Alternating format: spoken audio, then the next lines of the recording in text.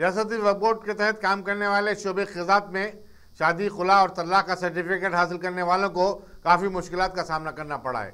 दफ्तरी उमूर को भी पेचीदा बना दिया गया है। ऑनलाइन दरखास्त से दाखिल करने के बावजूद दरखास्त गुजारों को फॉर्म पूर्ण करने के लिए कहा जा रहा है।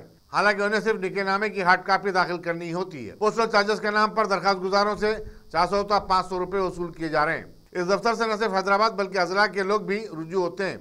उन्हें एक सर्टिफिकेट के वसूल के लिए दफ्तर के 3-3, 4-4 चक्कर काटने पड़ रहे हैं। हज हाउस नामपल्ली में वाक़े दफ्तर पर मौजूद कई दरखास्त गुजारों ने रियासती वक्फ बोर्ड के नए सदरनशीन मसीउल्लाह खान से इस मसले पर तवज्जो देने और इसका हल निकालने की अपील की है।